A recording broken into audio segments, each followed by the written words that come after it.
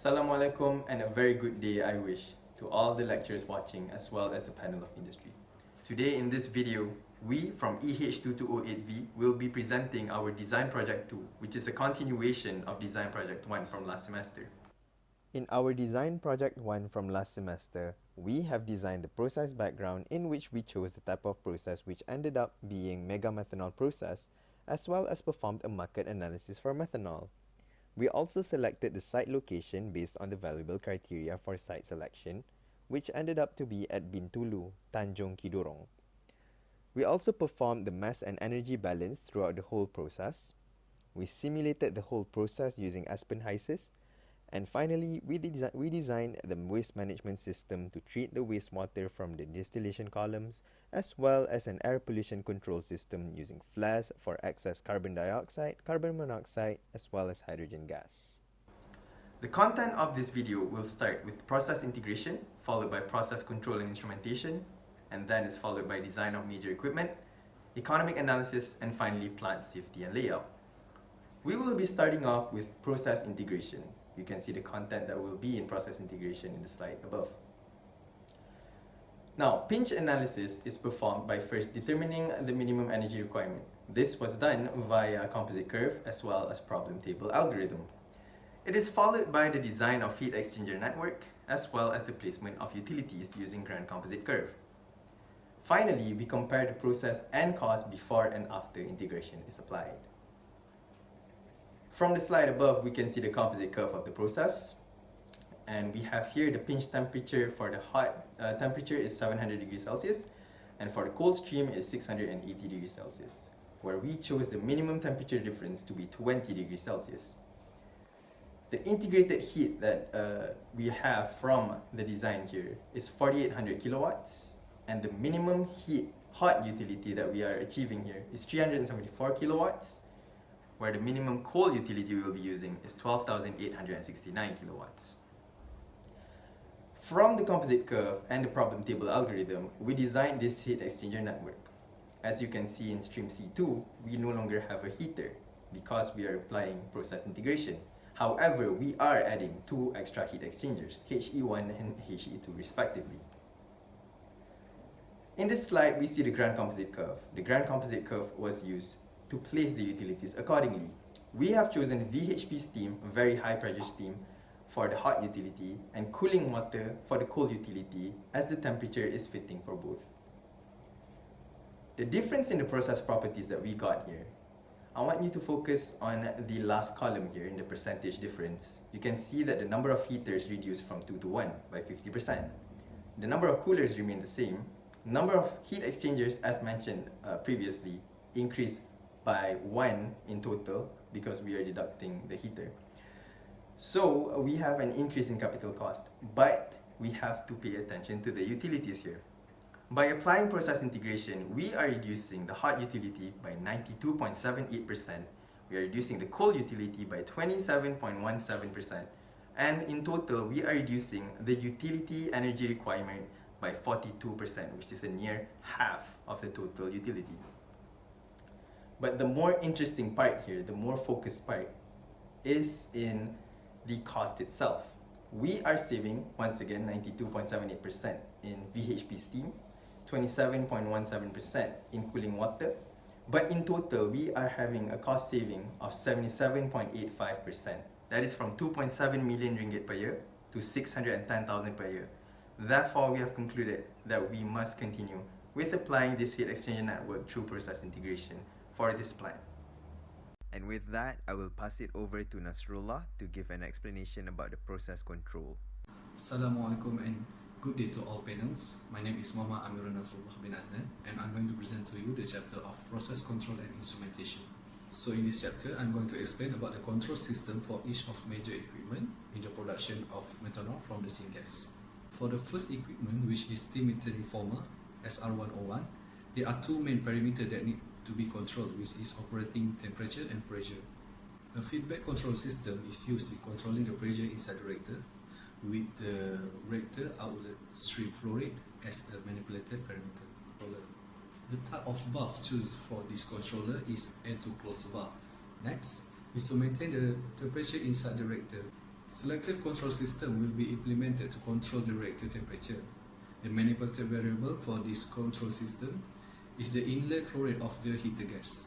The type of valve used in this control system is air to open valve. Next is heat exchangers E102.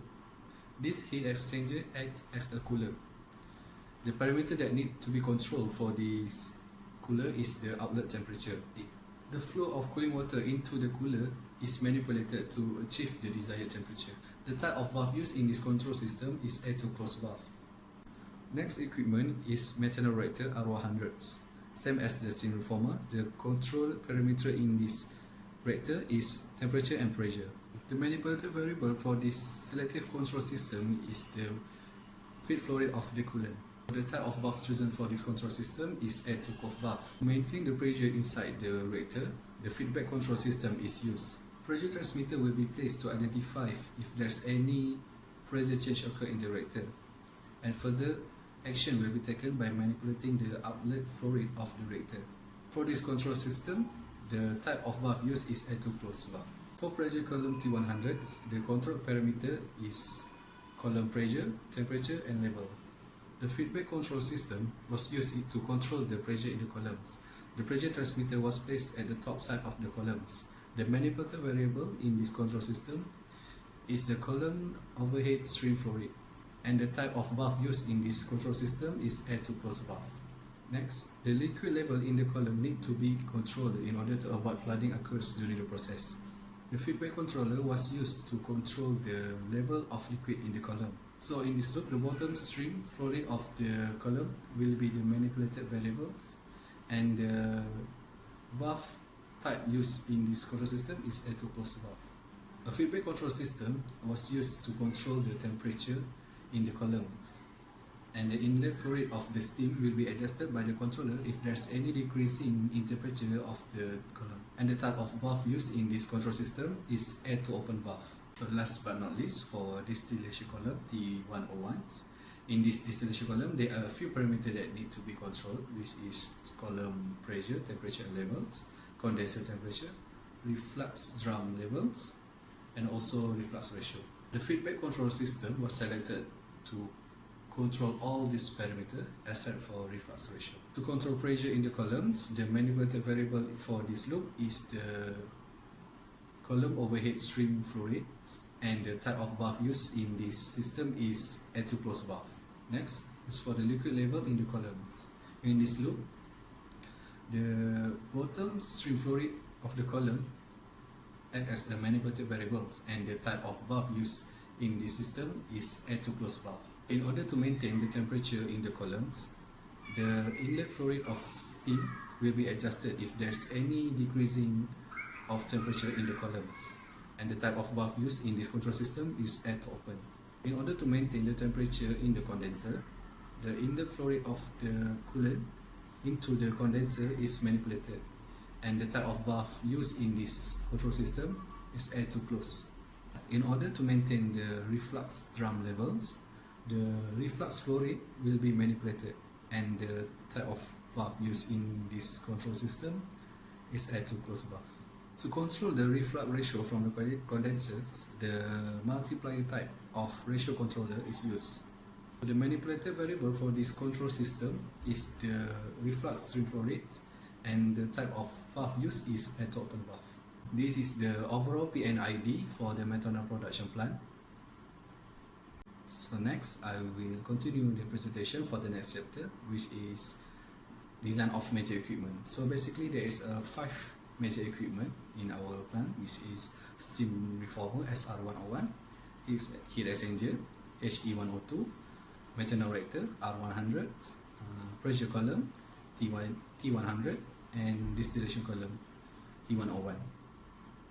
And I'll be presenting the design of steam reformer SR101. So steam reformer was used to produce gas from a natural gas in a gas phase. The process occurs when the natural gas, containing primarily methane, is heated with steam with the presence of catalyst of nickel alumina to produce a syngas containing hydrogen, carbon monoxide, and a small amount of carbon dioxide. This process is an endothermic process. As you can see, there is the steam reformer SR101 in our process flow diagram. This is the summary of chemical design of steam reformer. So the reformer is 42.28 meter cube packed reactor with the height of 6 meter and the diameter of 3 meters. The catalyst used is nickel alumina with the weight of 13,529.6 kilogram. The number of tubes is 249 tubes. For the heating system, the mass flow rate of the flue gas needed to supply the heat to the system is 75,727.32 kg per hour. In the mechanical parts, the design pressure is taken as 3,245 kilopascals and the design temperature is taken as 1,286.3 Kelvin. So this reactor is made of stainless steels for tube and shell sides. Since this reactor operates at high pressure and temperatures, so stainless steel is the most suitable material since it is more heat and corrosion resistant compared to other materials like carbon steel.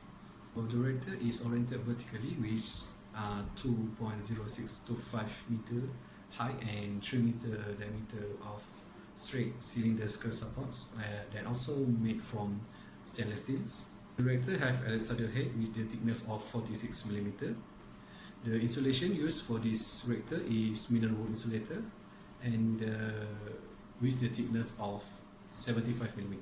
This reactor has a total weight of 676.214 kN that include the weight of vessels, tubes, flue gas, catalyst, and insulator. This is the engineering drawing for steam reformer SR101. So that's all from me. I will pass the presentation to Ms. Rina for the next equipment design, which is methanol reactor R100. Assalamualaikum warahmatullahi wabarakatuh. I'm Nurul Elina Suraya binti Muhammad Yunus, and today I will present about methanol reactor R100. So here is the location of the reactor, is in red circle. It is situated in between inlet stream 8 and outlet stream 9. The objective of methanol reactor is to convert syngas to methanol. The heterogeneous reaction between gas phase reactants with solid phase catalyst in adiabatic isothermal plug flow reactor. There are two independent reactions, which are the main reaction, which is the reaction between carbon monoxide with hydrogen gas to form methanol, and the second reaction is the water gas shift reaction. The operating condition is 300 degrees Celsius and 80 bar. All calculations are based on the main reaction only, and the conversion of carbon monoxide is 98%. So this is how the reactor looks like. It consists of 83 tubes with staggered configuration. The outer diameter of the tube is 40 mm and the inner diameter is 35 mm. The length of the tube is 7 meter and the pressure drop inside the tube is 0.24 bar. The residence time is 1.36 seconds. For shell side, the inner diameter of the shell is 600 mm with ellipsoidal head type and thickness 37 mm. There are 23 baffles altogether with 300 mm baffle spacing. The catalyst used is copper zinc oxide with total mass 12,173 kg. For every 1 gram of catalyst can produce 0.96 gram methanol. The cooling water requirement is approximately 971 ton per hour. Assalamualaikum and a very good day to our respected panels. My name is Amira Fatin and today I will be explaining on the design of distillation column T100. As you can see from this process flow diagram, this is the location of the said equipment. Now, before we get into the nitty-gritty of the design of this equipment, we must first understand what is the main purpose of this column. And the function is to separate dissolved gases from methanol and water. Stream 14 enters the column as liquid, and this stream contains dissolved gases such as CO, CO2, methane, and also water and methanol. The dissolved gases as well as a few traces of methanol will exit the column as distillate, which is stream 15. On the other hand, stream 16 contains methanol and water, and this stream will then be transported to another distillation column for further separation. Now moving on to the chemical design of T100. For T100, we have chosen tray column, and for the type of trays, we have deemed that sieve plate trays are the most appropriate for this column. From the Fen's equation, we have obtained the minimum number of stages, which is 5 stages. Number of actual stages that have been calculated is 33 stages. The feed enters the column at the 30th tray from the bottom of the column. From a trial and error process, we have chosen 0.5 meters for the plate spacing. The column diameter is 2.85 meters, whereas the column height is 19.15 meters. Now, moving on to the mechanical design for T100. For the design pressure and design temperature, we have taken 10% above the operating pressure and operating temperature for safety considerations. Hence, the design pressure for this column is 44 bar, whereas the temperature is 521.09 Kelvin. As this column operates at a very high pressure, we have to choose a suitable material of construction, in this case stainless steel. We choose stainless steel because it has a higher tensile strength as compared to other material of construction such as carbon steel or aluminium. For support design, we have chosen skirt support with the height of 4.28 meters and the thickness of 28 millimeters. For the material of construction for this support is carbon steel. Okay, this is the engineering drawing for this column. And with that, I would like to pass the slides to Nurul Awatis to present on distillation column T101. Hi, Assalamualaikum to all panels. My name is Nurul Awatis bin Ramli, and I will be presenting on the next distillation column T101. Okay, so this is the PFD of the methanol production, where we can see the T101 is located at the end of the stream. But the question is, why do we need 2 distillation columns instead of just using 1? So the answer is because the process aims to gain 99% purity of methanol, and that is almost impossible with a single use of a distillation column. Hence, 2 columns are applied. And this is the table stream. The stream table consists of the condition of stream 17, 18, and also 19. And above me is the schematic diagram that shows the feed includes methanol, water, and also carbon dioxide, with carbon dioxide and methanol released as distillate, and water together with a small amount of methanol discharged at the bottom of the column. Okay, next let's move on to the summary of the chemical design for T101. So from this chemical design, we know that the best type of column for this design is tray column, with minimum number of stages is 13 and number of actual stages is 37, and the feed will be into the system at the 8 stages. And from this design also, we know that the best split spacing is 0.5 meters, with column area 3.59 meters, column diameter 2.14 meters, and column height 21.37 meters. Okay, so this is the summary of mechanical design for T101, and as Ami said before, the operating pressure and operating temperature should be 10% higher. So this design use operating pressure at 9 bar and operating temperature at 443.65 Kelvin. And for material of construction, we use carbon steel, as carbon steel is a lot cheaper than stainless steel. For the support design, the type of the support is skirt support with height of 3.2 meters and thickness of 12, and the material of construction is carbon steel. Okay, so this is the engineering drawing for T101. And with that, I'll pass the next slide for the next presenter, which is Shafi'i. Next in the design of major equipment is the heat exchanger HE102.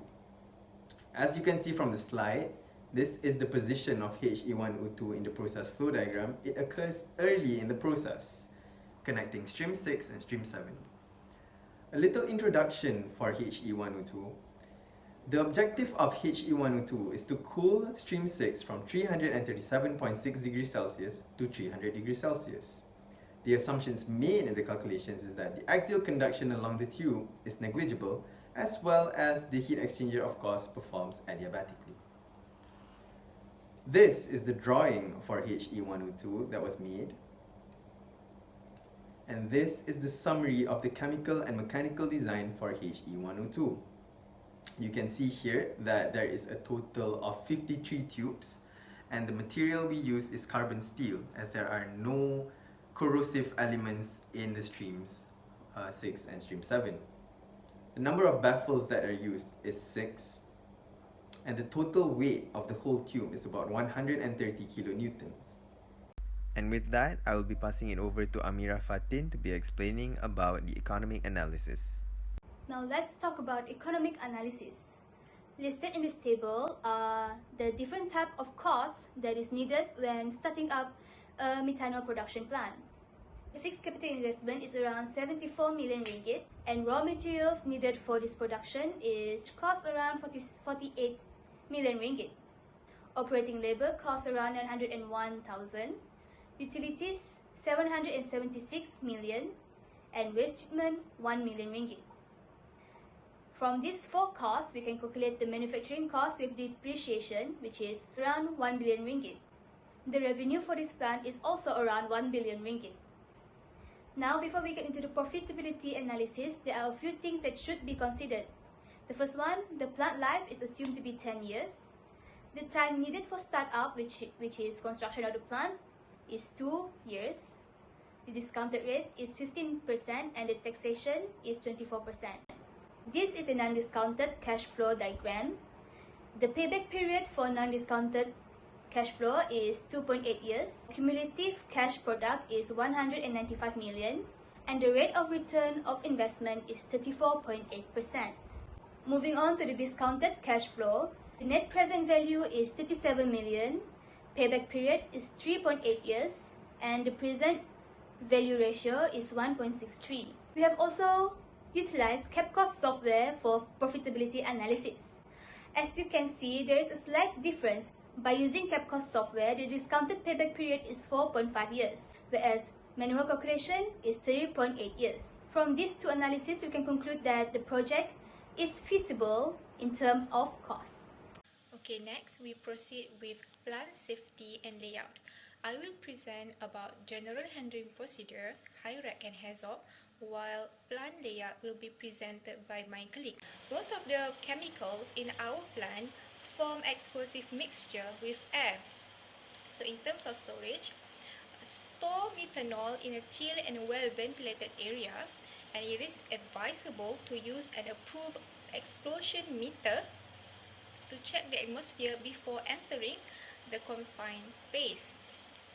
So in terms of handling, do not smoke nearby, and also keep away ignition source such as sparks, open fire and hot surface.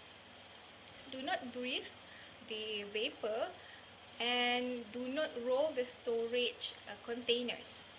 In case of escape gas, dilute the gas with water spray or mist. Lastly, practice PPE at all times. In terms of system, all piping and equipment associated with the chemicals must be grounded, and install valve to prevent backflow in the piping system. There are two high-risk activities in our plant. It comes from chemical processing and also mechanical work. Example of the hazards are overpressure, explosion, noise, and wear equipment. They can cause huge damage to workers, company, and third-party properties. The existing control that we have, such as pressure relief valve, explosion meter, ear plug, and SOP. Next is hazard. I only bring up one parameter deterioration, which is flow in methanol reactor system. Less flow can be caused by blockage, leakage, empty supply tank, and also valve malfunction. This can lead to unfavorable reaction and undesirable product. What can we do is we can install sensor, we can install valve and alarm. Okay, next is high flow. High flow can lead to high pressure in piping system and can cause fittings to rupture. We can install sensor, valve and alarm to counter this deterioration. Hi, Assalamualaikum to all panels. Again, my name is Nurul Awatis binti Ramdi, and I will proceed with the plan layout. So this is the drawing of the plan layout, but before the drawing, there is a few considerations to be made, such as the economic consideration, the process requirements, convenience of operations, convenience of maintenance, safety, and also future expansions. So as we can see here, the control room is located near the administration office and far from the process plant. This is because it is safer that way. There is also a fire station for emergency use and assembly point near every building, and the expansion area is also included. So let's move on to the emergency response plan. The most frequent accident happen to a plant is always fire and explosion. So the general emergency procedure should be mastered by all personnel. First, alert the worker by activate the fire alarm. All personnel should be assembled at the assembly zone. All the personnel will be head count at the assembly zone. For any personnel with injuries, help them move to a safer area and seek advice from safety officer for emergency treatment. And that is all from us. Thank you for your attention.